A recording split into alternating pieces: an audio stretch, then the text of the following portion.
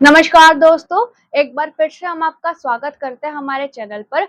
आज इस वीडियो के अंदर हम लोग बात करेंगे एफआईआर के बारे में, यानी कि जब भी हम एफआईआर कराने जाते हैं, पुलिस वाले यूँ कह के निकाल दे कि आपका जो है यहाँ पे थाना नहीं लगता, आपका थाना कहीं और लगेगा, आप वहाँ जाके एफआईआर करवाएँ। तो इस सिचुएशन में आप क्या कर सकते हैं? आपके पास क्या अधिकार है? दोस्तों वीडियो को अंत तक ज़रूर देखिएगा, हो सकता है कि आपके नहीं तो किसी और के आप काम आ जाएँ। ये एक इन्फॉर्मेशन है जो आपको होनी चाहिए, यानी कि हर किसी को इस बारे में ज़रूर पता होना चाहिए। अब हम बात करते हैं एफआईआर के बारे में।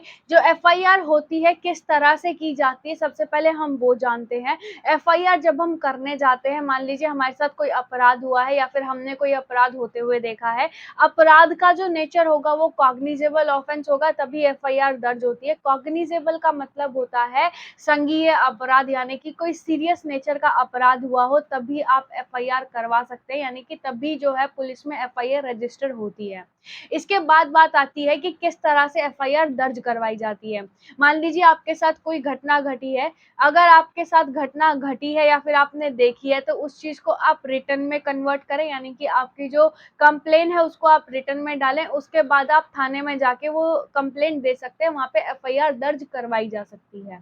अगर पुलिस वाले आपको यूँ कहते हैं कि हमारा थाना नहीं लगता, आपका थाना कहीं और है, वहाँ जाके कंप्लेन कीजिए, तो आप उनको बता सकते हैं कि पहले वाला जो कानून था उसके अंदर ये रूल था कि आप अपने ज्यूरिसडिक्शन में ही कंप्लेन करते थे, लेकिन अब जो हमारा नया कानून आया था भारतीय नागरिक सुरक्षा संहिता, उसके अंदर एक प्रोविज़न है 173 के तहत जब हम एफआईआर करते हैं तो उसके अंदर प्रोविज़न दिया हुआ है ज़ीरो एफआईआर का। ज़ीरो एफआईआर का मतलब होता है कि कहीं पर भी घटना घटी, कुछ भी हुआ, कितने भी ज्यूरिसडिक्शन में दूर है, लेकिन अगर आपके पास कोई कंप्लेन लिखवाने आए, यानी कि अगर आप थाने में कंप्लेन लिखवाने गए हैं, तो उनको आपकी कंप्लेन लिखनी पड़ेगी, उनको एफआईआर वहाँ पे दर्ज करनी पड़ेगी। तो आप ये चीज़ें बिल्कुल ध्यान रखें। और मान लीजिए आपने वहाँ पे एफआईआर करवानी चाहिए, लेकिन वो एफआईआर नहीं लिख रहे हैं, तो हमारे पास क्या ऑप्शंस है? तो हमारे पास ऑप्शन है कि हम 173 के 4 सबसेक्शन के अंदर हम लोग जो है उनके सीनियर ऑफिसर्स, यानी कि जो वहाँ के सुपरिटेंडेंट ऑफ पुलिस है, वहाँ पर उनको कंप्लेंट दे सकते हैं। अगर वहाँ पर भी आपकी सुनवाई नहीं होती या फिर जो है आपकी इन्वेस्टिगेशन नहीं की जा रही है, तो उस सिचुएशन के अंदर आपके पास एक आखिरी ऑप्शन होता है कि आप जो है कोर्ट के अंदर दरख्वास्त डाल सकते हैं। आप डायरेक्ट मजिस्ट्रेट के पास भी एफआईआर दर्ज करवा सकते हैं।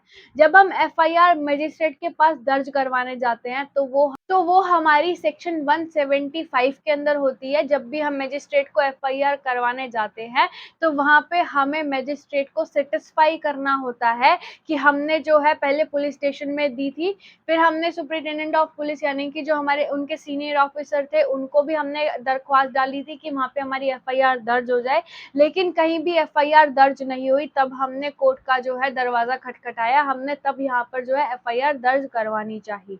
इसके बाद आती है कि मजिस्ट्रेट जो है किस बिहाफ पे आपकी जो है इन्वेस्टिगेशन करेगा। आपने कंप्लेन दे दी, वहाँ पर फिर आपको मजिस्ट्रेट को ये भी सैटिस्फाई करना होगा कि आपका जो कंप्लेन है, जो आपने कंप्लेन करी है, वो इतनी सीरियस नेचर की है कि उसके अंदर इन्वेस्टिगेशन होनी ज़रूरी है।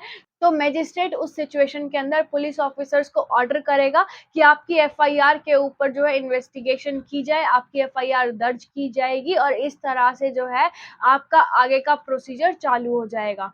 तो दोस्तों इन चीज़ों का बेहद ध्यान रखें, ये कुछ ऐसी चीज़ें हैं जो हर किसी को पता होनी चाहिए, और ऐसे ही लीगल अपडेट्स के लिए आप हमारे चैनल को सब्सक्राइब कर सकते हैं और वीडियो को लाइक ज़रूर कर दीजिएगा। आज की वीडियो में सिर्फ इतना ही। Thank you so much.